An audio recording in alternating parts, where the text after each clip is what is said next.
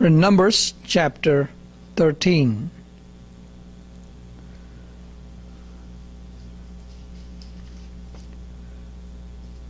You see in chapter 12, the last verse, they started moving after Miriam came back. Now, in chapter 13 you find God telling them to send some men to go and explore the land.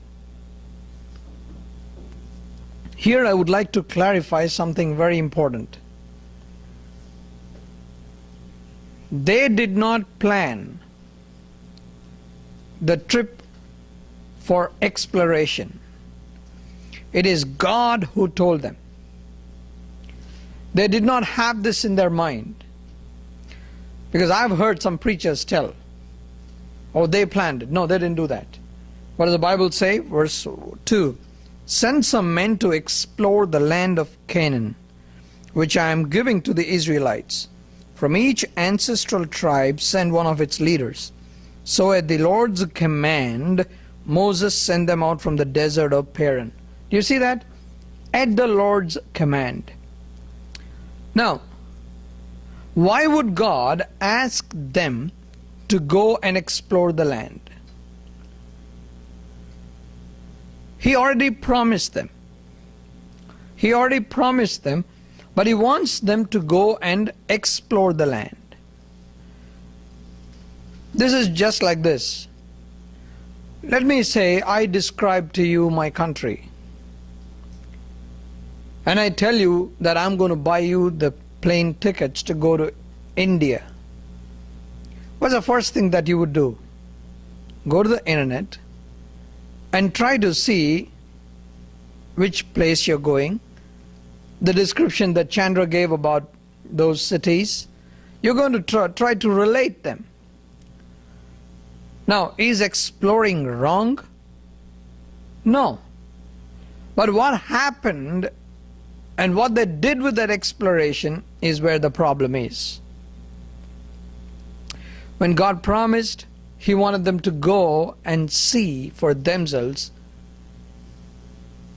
and therefore that was an opportunity for these representatives or the spies that they could go and relate to how God had explained to them. What did God tell them? That is a land of flowing with milk and honey. That is what He promised them. He said, that's the kind of land I'm going to give you. Okay, so what did these people do? They started off this mission at the command of the Lord. It was not a self-propelled or self-initiated project. Please remember this. Okay. So they chose all these people, one from each tribe. So there were 12. You find this from verse 4 to 15. And then verse 17. Look at what Moses is telling them. When Moses sent them to explore Canaan, he said, go up through the Negev. Negev always means south. Negev is south. And on into the hill country. See what the land is like, whether the people who live there are strong or weak, few or many. What kind of land do they live in? Is it good or bad? What kind of towns do they live in? Are they unwalled or fortified? How is the soil? Is it fertile or poor? Are there trees on it or not? Do your best to bring back some of the fruit of the land. It was a season of the first ripe grapes. God told them to go and explore the land. Moses is giving the details. Go and see and tell me how they are. Anything wrong in what Moses did? Okay, let's move on. What did these people do? They went, they explored the land, and then when they were coming back, verse 23, when they cut off a branch bearing a single cluster of grapes, two of them carried it on a pole between them, along with some pomegranates and figs. Can you imagine that? One cluster of grapes is so big that two people had to carry it. on a pole. I don't know if you ever imagined that or not. It's too huge. Too huge. It's possible that you could hold them in both your hands and then walk, But it means even your 2 hands wouldn't be sufficient. So you had to get a pole and then hang the grapes on it. So that's the kind of bounty that God promised them. I want to tell you, this cluster of grapes played a very major role in proving something. When they brought the cluster of grapes, what it did was, it gave a very strong evidence of what God had promised. Now when you have those cluster of grapes, what should be your interpretation? What should be your projection? You have the cluster of grapes in front of the whole community, let's say. They brought these grapes and put it in front of the people. And they've never seen things like that. So how should your mind work?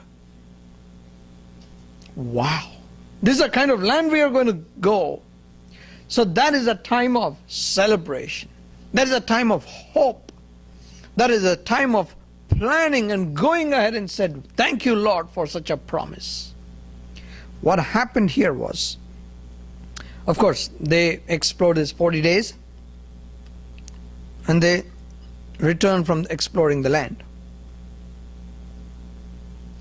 Now, there were 12 people who went. Out of the 12, after the exploration, the difference between a group of 10, another group of 2 was the interpretation.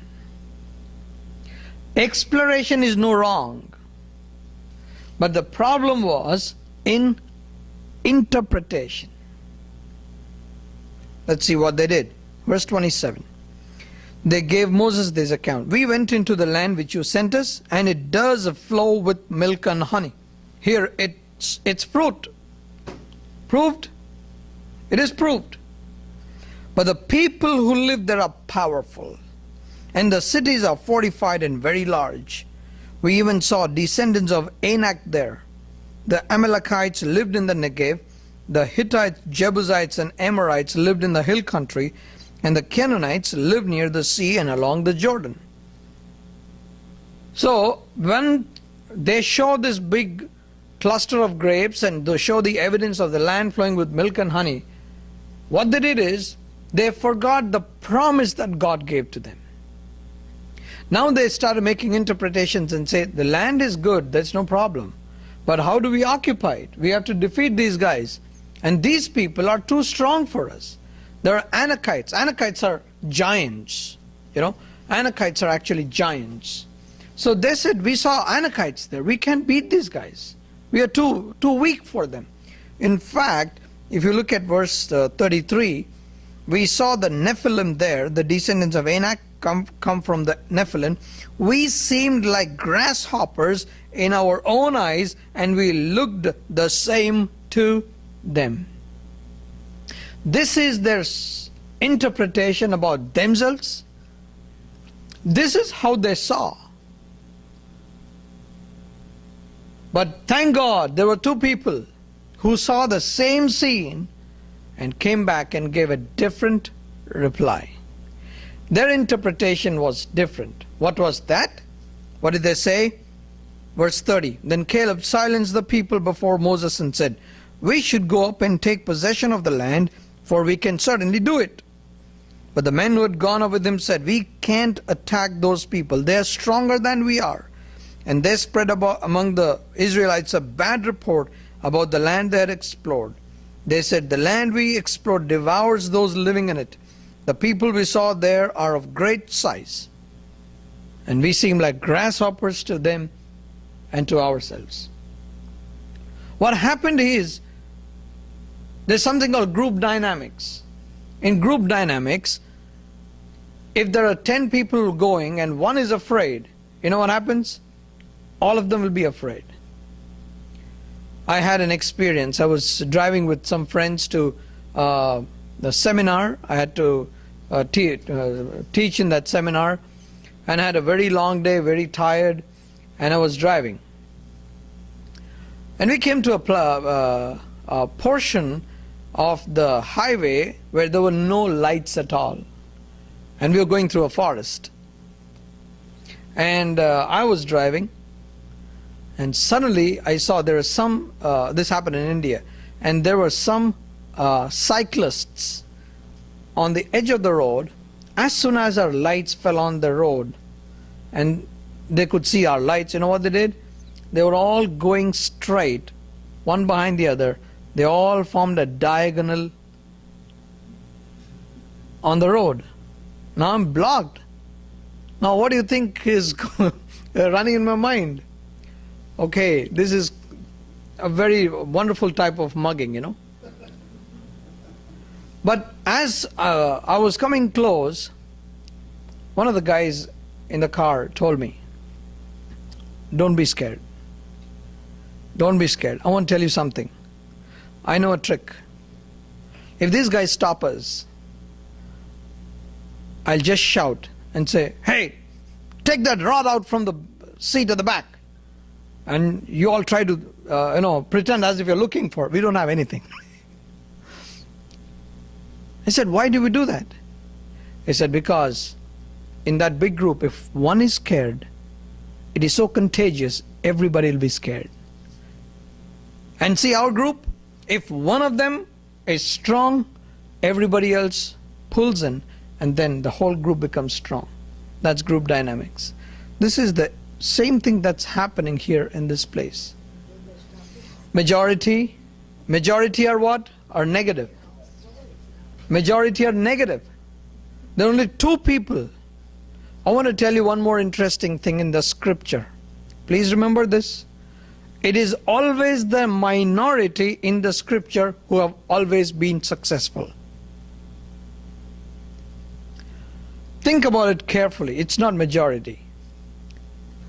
In some part of the world, one individual was born in a carpenter's family, picked up 12 guys with all the professionals all around him. And then today the whole world knows about that man called Jesus. Many times we think of the human mind, the majority is always the winner. No, it's the minority which wins. Here, these two guys, Joshua and Caleb. Here you find Caleb spoke here. In the next chapter you'll find, these two mentioned there. Okay, I want to tell you something here.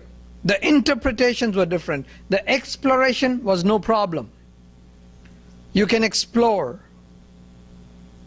Like, I think it's George Bernard Shaw who said, some people look at things and ask why, not why.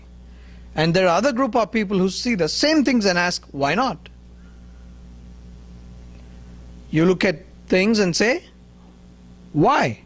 Why should we do this? Why should we do this? And somebody looks at the same thing and says, why not? Why not? I was thinking about Edison. You remember on 2012 from June, the US government has done away with the filament bulbs. Yeah? Now they passed an order.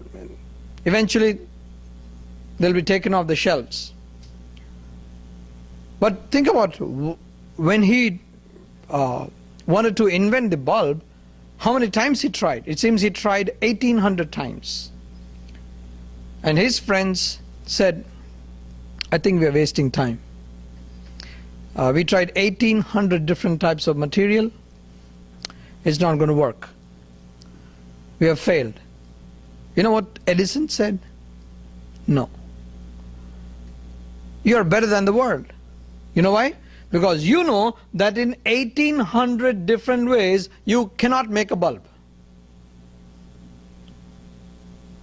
And the whole world has to thank this man because he invented that light bulb. And you see what happened to the industrialization of the world. You have a 24-hour store because of Edison. Some people look at things and then they stop and say, no, why? And some people say, why not? That's exactly what these people did. Those two men. Following that same thinking, why did the two not able to convince the team they needed to go ahead and take the money? The problem there is facts. There are two things before them. One is a cluster of grapes. That's why I said this is a very important thing. The cluster of grapes is one thing, and the other one is the report about the people. They didn't bring anybody from there. They can see a cluster of grapes, but the cluster of grapes is not going to intimidate them. See, always it is the unseen that could give you the hope or intimidate you. Right? My teacher asked this question, I'll ask you this same thing. You're driving in a forest. Okay? You're driving in a forest, and suddenly, as you enter into the thick of the forest, you are gripped with that fear.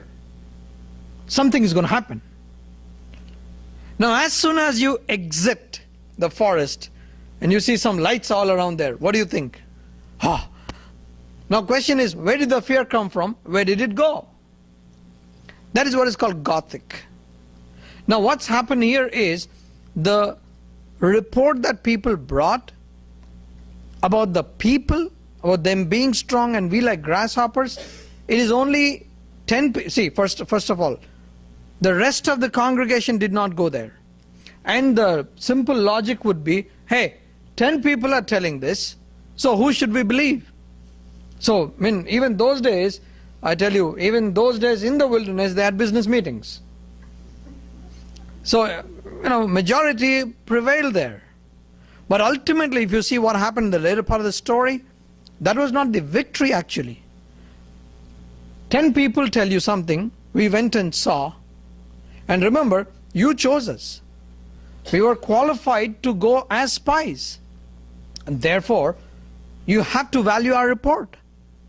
Now, the difference between these two groups was Hebrews chapter 3 and verse 16. Hebrews chapter 3 and verse 16. Who were they who heard and rebelled? Were they not all those Moses led out of Egypt? With whom was he angry for 40 years? Was it not with those who sinned, whose bodies fell in the desert? And to whom did God swear that they would not enter his rest, if not to those who disobeyed? So we see that we are not able to enter because of their unbelief. Now please remember the history of the Israelites. Now, when they were at the Red Sea, did they ever imagine that it's going to part? Did they ever imagine it's going to part? No. Did they ever imagine that they're going to be fed every day? Did they ever imagine that they're going to be given the drink every day? When they wanted meat, they had the meat. They had God coming and talking to them. God did so many wonderful miracles for these people. Now the point is, when God has done all this in the past, your faith in the Lord must increase and say, He'll take care of the future also. The thing is, when we start worrying, always in a believer's life, thank you for asking this question. Because this is what happens. In a believer's life, you will always have a problem and the faith. Where you look at is what matters. You keep looking at the problem, you'll never get through that. When you're looking at the faith and say, yes, I think I can do this. Look at Elijah. He was on the mountain. He brought fire from heaven. Right? Fire from heaven. Next day he's running for life. A woman sent him a message. Tomorrow by this time, your head won't be on you. I'm going to chop off your head. A woman sent a note. What happened? He comes to God and says, Lord, kill me. He ran for his life. Yesterday, he was a celebrity. He was on the mountaintop, pulling fire from heaven. What happened? The man who brought fire from heaven, couldn't he face this woman? His eyes were on the problem. Peter, a 250 pounds on water could float. Can you imagine that? On an average, if you say Peter was 250 pounds or 200 plus pounds, he's walking on water. What happened? Why is it that he started drowning? There is Jesus, there is the tempest. There is Jesus, there is the tempest. You look at Jesus, you can keep walking. You look at the tempest, you will sink. That's true in all our lives. In all our lives. We all have problems, is it not? We all face problems in life. But why is it that some people are able to sleep well? Can you tell that? Can you tell that? I have problems in my life. I have big challenges in my life. But I tell you with all honesty, you can ask my wife, I sleep peacefully. I sleep peacefully. Somebody is asking me a question today. What about your future? Have you thought about it? And this is what I replied. This is what I replied. I'm putting all my efforts in. At the same time, I want to remind you that when God brought me here and He sustained me, He will continue the same thing. And therefore, I'm able to sleep well.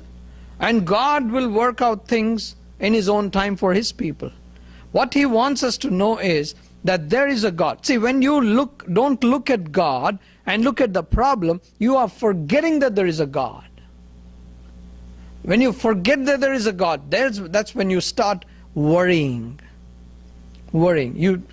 What does Paul say? Do not be anxious about some things. No? Do not be anxious about anything. Anything. The whole problem here was the interpretation was based on belief. Some believed, some did not. 10 did not believe, only 2 believed. Okay? What happened? That discussion continued that night. Chapter 14. Chapter 14. Verse 1. That night all the people of the community raised their voices and wept aloud. All the Israelites grumbled against Moses and Aaron, and the whole assembly said to them, if only we had died in Egypt or in this desert. Why is the Lord bringing us to this land only to let us fall by the sword? Our wives and children will be taken as plunder. Wouldn't it be better for us to go back to Egypt? And they said to each other, we should choose a leader and go back to Egypt. Tell me, what does this tell you? Does this tell you that these people believed what God told them about the land of flowing with milk and honey? Please remember, those cluster of grapes are still there. The reason I'm emphasizing more on the cluster of grapes is, God told this to these Israelites when they were in Egypt. None of them have ever been to Canaan. When they were in Egypt, God told them what kind of land is Canaan. And when they went to explore, they found it exactly like how God told them. Isn't it interesting? You are somewhere in some part of the world, and God tells you, and so. I'll tell you an example that I think Dr. Ravi Zacharias, he gives this example. Suppose you go into the space or some part and you find 3 stones scattered. Would it surprise you? No. Suppose those 3 stones are put like a triangle, covered up, and you take the top stone off, and then there is a note which says, with your name, welcome Mr. So-and-so, or welcome Miss So-and-so, we were expecting you. Will it surprise you? Yes. What does it mean? Even before you went there, there was somebody. Even before you went to that place, there was somebody. Even before the Israelites came to the land of Canaan, while they were yet in Egypt, God already told them what kind of land He's going to give. So that's a kind of hope that God gave to these people. But you know what happened? they started looking at the problem. They forgot that there is a God. And they didn't care about the cluster of grapes. Now they started worrying in their life. They said, we should choose a leader and go back. Now in chapter 11, verse 1, what did we see? They grumbled. They grumbled, right? What happened because of the grumbling? God sent fire from heaven. So what kind of, the word I wrote in my Bible to talk about what kind of people they were is incorrigible. I wrote the word there. The incorrigible nature of man. Even after so many promises that God gave, man is still vulnerable to fall to a level where he would behave as if there is no God and there is no hope for his life. With all the evidences what God has done in his life in the past. Many times when we see a problem, it's only a few people who say, this is only a problem, it's only a phase. You know what God has done for me in the past so much? I gave you this example, I want to give you again. I was in my office in India, and then my mom called me and said, our house got burnt. Our house is burnt. So I came running and I saw it's all turned into smoke. Everything is black everywhere. Then you know what people will do? They'll talk all sorts of things. So one of my classmates, he came and he was talking to my mom. He wouldn't dare to talk to me. He came to my mom and said, you know, this house is not good for you. You should leave this house and go somewhere else. This house has these problems. I think this house is haunted. This house is this, that. My mom came and said, you know, because she's a mom, she started worrying about us and then said, son, I think what that boy was telling is this. I said, Mom, don't you ever listen to him. You know why? Because in this house, Ruth was born. In this house, we bought a motorcycle. While we were in this house, we bought a car. While we were in this house, Ruth got admission into the best school in Hyderabad, in my city. Now, why can't you remember all these things? And when I related all these things, my mom said, I think what you're saying is right, son. I shouldn't care for what that is. See, the enemy will always bring those thoughts of doubts into your mind where you are kind of a little shaky. When you're strong in faith, he will not bring you there. And especially the question that you asked, when you don't see something, you always can start imagining whether positive or negative, right? That's the game that happened there. Okay, they said, we have to choose a leader and go back. They started grumbling. Why does God want to take us there into the... They forgot what kind of land they lived, what they were doing there. You know, after you get your foot in the a kind of a strong place or strong support, then you start opening your baggage. Those days when they were crying and said, Lord, redeem us, help us, deliver us from slavery. And God says, hey, not only redeeming you from slavery, I'll give you a land flowing with milk and honey. They came to the Red Sea, it parted, and they started the journey. They started walking with the pillar of fire and cloud. And now when they go and explore the land and come back and give a report, they say, why does he want us to take us there?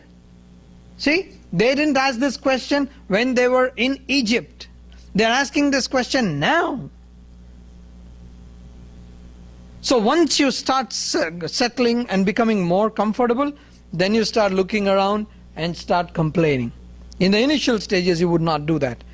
What did Moses and Aaron do? When they heard this, they fell face down. I tell you, we need people like Moses and Aaron.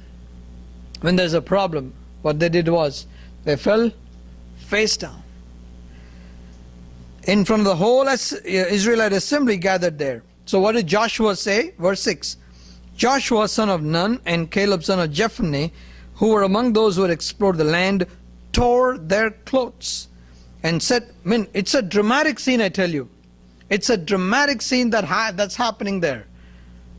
And said to the entire assembly, the land we passed through and explored is exceedingly good.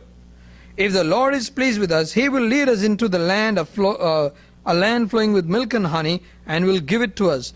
Only do not rebel against the Lord, and do not be afraid of the people of the land, because we will swallow them up. Their protection is gone, but the Lord is with us. Do not be afraid of them. It's kind of encouraging words. Their protection is gone. We can swallow them. What's the other group say? We are like grasshoppers. And these people say, we can swallow them up. What's the result? What's the result? Verse 10, but the whole assembly talked about stoning them. So what do you think? Who prevailed? The 10 prevailed. The majority prevailed. Then the glory of the Lord appeared at the tent of the meeting to all the Israelites. The Lord said to Moses, how long will all these people treat me with contempt? How long will they refuse to believe in me in spite of all the miraculous signs I have performed among them? Did you see the concern of God? He's telling them, why can't you remember your past?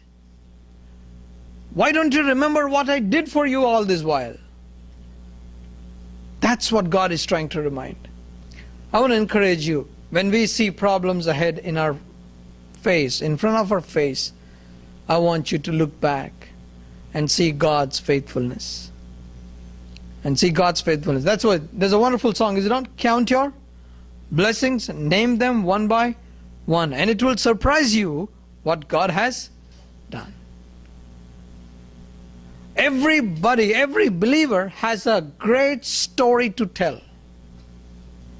Every believer.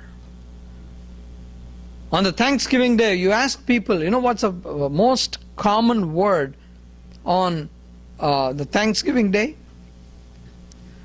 God's been faithful. God's been faithful. You ask the believers that day, they'll tell you this. Your sickness, your financial situation, your work situation, your family situation, in all these situations, you know, in every aspect of life, we always must look back and say, how did I come this far? It's because of the faithfulness of my God. And the God who's been so faithful till now, what would He do for you in the future? He is the same yesterday, today, and forever. He'll carry you on His wings. He'll protect you. God is really very concerned. He's very burdened that these people don't remember. That is a life of ingratitude. You have no gratitude for what God has done for you in the past. You're complaining and complaining. And that's what God says. Hey, all this while, whatever I did, what do you mean? Did I do all this for nothing? Can't you see how I provided all this?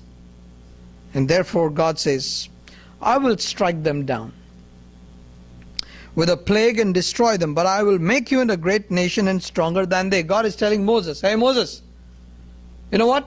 I'll destroy these fellows and I'll make a great nation out of you. What should Moses say? Amen. Right? He should say, yes Lord, thank you, oh my goodness. Oh, now after Abraham, I'll be the guy. Okay, very popular now. What did he do? Moses said to the Lord. I want you to listen to what Moses said to the Lord. It's amazing. Then the Egyptians will hear about it. By your power you brought these people up from among them, and they will tell the inhabitants of this land about it.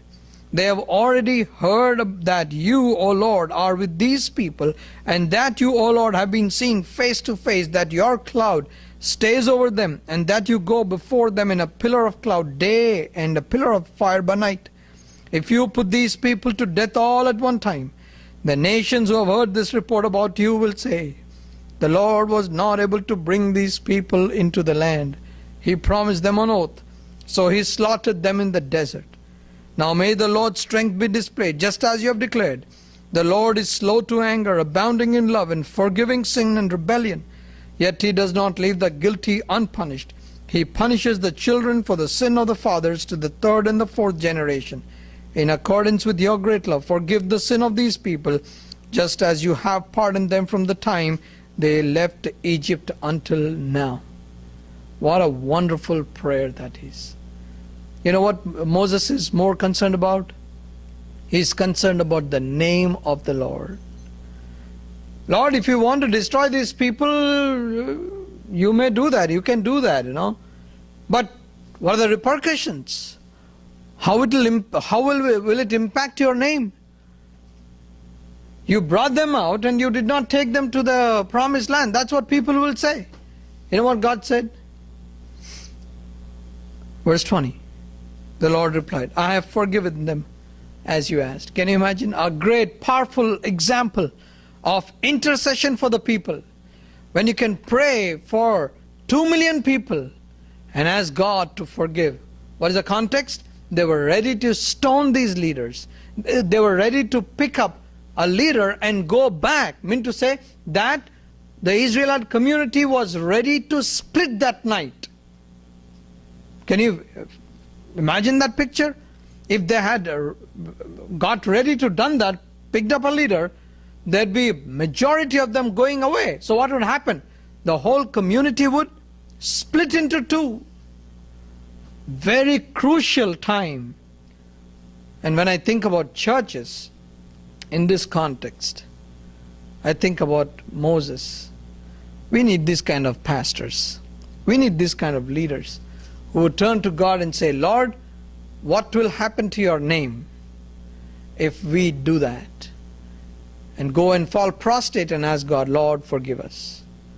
Forgive us. What did God say? Forgiven. But this is one thing I want to tell you. God said, I'll forgive them, but I will not leave them unpunished. Now look at this. This will surprise you. Verse 21. Nevertheless, as surely as I live, and as surely as the glory of the Lord fills the whole earth, not one of the men who saw my glory and the miraculous signs I performed in Egypt and in desert, but who disobeyed me and tested me 10 times. They disobeyed me and tested me. How many times? 10 times. Now, which part of the year are we talking about? Approximately 2 years after they came out of the land of Egypt. Okay? Please remember one thing. When they came out of Egypt, and it's now 2 years, in all these 2 years, God was still counting their defiances. Can you imagine that? God is not talking about it, but He is counting. You may say 10 times, where is it, Chandra? If you want to write down, I can give you the references. Those 10 times where they disobeyed God. Okay? Let me give you those 10 references. Exodus 14:11. Exodus 14:11. The next time, Exodus 14:11 is the context where they came to the Red Sea and they rebelled against God. They tested Him there. Second, Exodus 15:24. The 15 and 24 is where they came to that water. After they crossed the Red Sea, what did they find? Bitter water. And that place is called Marah, isn't it? So God told them to throw a wooden piece, and then it turned sweet. The third occasion is in Exodus 16 verse 2 and 3. What did they do here? They started complaining about food. That's where God sent what?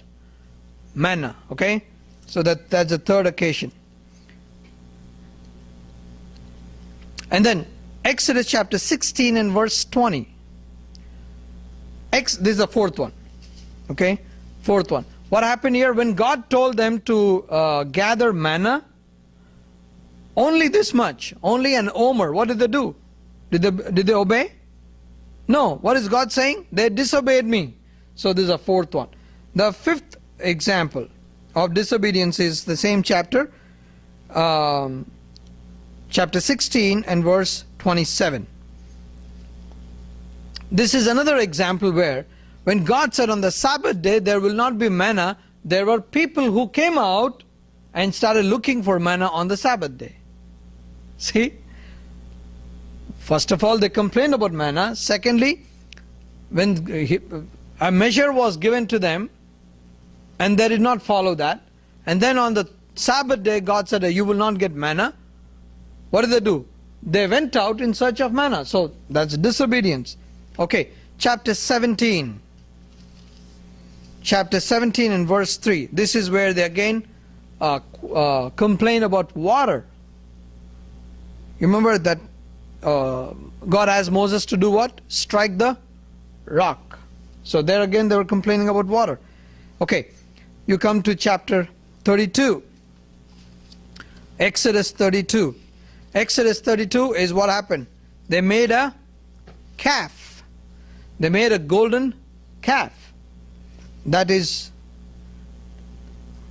7th. Okay, the 8th one is Numbers chapter 11. You remember they grumbled and the fire came down? 11:1. The 9th is 11:20. 11:20. What do they do? They complain about meat this time. They said, we want meat. And in chapter 13, in this context, where God said they disobeyed me 10 times, they gave wrong interpretations. Chapter 13, verse, the whole thing, 2 to 25, you find the 10 of them gave a bad report, 2 of them gave a good report about the exploration of the land. Okay, so in 10 cases, they did this. Can you remember another person who was counting while something was happening in his life? You know who counted? Job. Job chapter 19 and verse 3. Job chapter 19 and verse 3. How long will, verse 1 to 3, let's see. Then Job replied, how long will you torment me and crush me with words? 10 times now you have reproached me. Shamelessly you attack me. So can you imagine the Job in his destitute condition, when his friends are trying to speak to him, and of course they're not really good friends, but you know what he's doing? In all his suffering, he's still counting what they're trying to do. Okay? They are counting. Now, you may ask a question. Chandra, is it the same even today? Is it the same even today? I want to tell you. God may count, but there is one thing He'll do. There's something called grace that is there with us today. And He can forgive you. When you have written all these verses, I'd encourage you to write some more verses against them. Okay? These verses are like this. Jeremiah chapter 31 and verse 34. Jeremiah 31 and 34.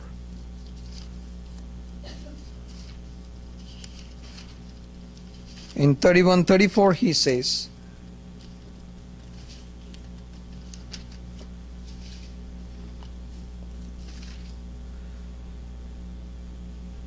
I will forgive their wickedness and will remember their sins no more. Another verse, Psalm 103 and verse 12. What do you remember? 103 verse 12. As far as east is from the west, I have put your sin so far. Then, Micah chapter 7 and verse 19. Micah 7:19. You remember what it says? Micah 7:19. It says, you hurled all our iniquities into the depths of the sea. Then, Isaiah chapter 38 verse 17. Isaiah 38 and verse 17. It says, "You have put all my sins behind your back." So these words are kind of very comforting, and they are so gracious to you and giving you hope. There is a beautiful example given about Martin Luther. It seems one day when Martin Luther was sitting at home, Satan showed up. And he started reminding him of all his sins. He said, "Martin, you are a big Reformation guy, but really, does the world really know you? You are so and so." He said, "Write them down on a paper, I'll tell you who you are." You know one thing, after God, Satan knows you very well. And he said, "Write down what you are. I'll write down, tell you." So he started writing. And at the end of it, he said, "Now this is the kind of man Martin Luther is." All this happened in a vision. It seems God showed up and said, "Martin, take my blood and draw a big line against all this with my blood." You know what happened? Nothing counted. Can you imagine when you go to heaven, when the enemy is trying to remind God and say, "Do you know what he did last time on that day?" You know what God say? "I don't remember. I don't remember." You know why? Because he has forgiven it with his blood. So here you find God reminded these people, "I'm watching. I'm watching. You disobeyed me 10 times. And then you see, and God said what? Because of this, you're going to turn back tomorrow to the Red Sea. Where did they come from? Red Sea. You're going back to the Red Sea. And this is what he told them. Verse 28. "So tell them, as surely as I live, declares the Lord, I will do to the very things I heard you say. In the desert, your bodies will fall, every one of you 20 years or old or more who was counted in the census and who has grumbled against me." What do you mean by people 20 years or older? When they crossed the Red Sea, how old were they? 18. Alright? So, all of you will die. Not one of you will enter the land I swore with uplifted hand to make your home, except Caleb son of Jephunneh and Joshua son of Nun. As for your children that you said would be taken as plunder, I will bring them in to enjoy the land you have rejected. But you, your bodies will fall in this desert. Your children will be shepherds here for 40 years, suffering for your unfaithfulness, until the last of your bodies lies in the desert. If this verse 34 is not underlined in your Bible, I think it should be. For 40 years, 1 year for each of the 40 days you explored the land, you will suffer for your sins and know what it is like to have me against you. So this is the reason why they were in the wilderness for 40 years. What is the logic behind 40 years? They explored the land for 40 days. So 1 year for each day. So 40 days, 40 years. That's the reason God said, you will wander in the wilderness for these 40 years. What happened to those 10 people who brought this report? You know what happened? Verse 37. These men responsible for spreading the bad report about the land were struck down and died of a plague before the Lord. Now, is it not a proof? Is it not a proof that what they did was wrong? Why should it be? Why should the plague only? Explain this to me. Of 2 million people, why should the plague attack only these 10? Can you think of that? It's God. It's God who is punishing them. See, the plague actually should not be selective, is it not? Plague should affect everybody in the vicinity. These people, just think about this. Okay, you remember the geography of the layout of the camp of Israel? Now there are some on the east, some on the west, some on the south and the north. So they're all spread out. My question is, how is it that some people in this area and in that area, only this family, and within that family, only the guy who went to Canaan to explore the land. 3 of them on this side, 3 of them on the other side, and 1 on the other side. How is it that only 10 people out of 2 million people get afflicted because of the plague? That shows God's hand there. Just exactly like on the day when they were coming out of Egypt, when the angel of death was coming. How is it that only the firstborn died? Can you think about that? Why is it that only the firstborn died? Hand of God. Here, hand of God. All the 10, they died. So do you think that brought fear into the camp? Obviously. So what did they do? They all came to him next morning and said, Moses, let's go. We'll obey God. All right? What did Moses say? You're disobeying the Lord's command again, man. Verse 41. But Moses said, why are you disobeying the Lord's command? This will not succeed. Do not go up, because the Lord is not with you. You will be defeated by your own enemies, for the Amalekites and Canaanites will face you there. Because you have turned away from the Lord, He will not be with you, and you will fall by the sword. Nevertheless, in their presumption, they went up toward the high hill country, though neither Moses nor the ark of the Lord's covenant moved from the camp. Then the Amalekites and Canaanites who lived in that hill country came down and attacked them and beat them down all the way to Hormah. What a tragedy it is. You know how close they were? If you have seen a map, that they were so close. Can you imagine that when they send the spies into the land, it means they were so close for the whole country to get in. Kadesh Barnea is a strategic place in the history of Israel. They were there. If they had believed, all they had to do was take one step, go into the promised land. Because they did not believe, instead of going into the promised land, they had to return the way to the Red Sea. Belief, faith, trust in God are very vital things that a believer can sustain on.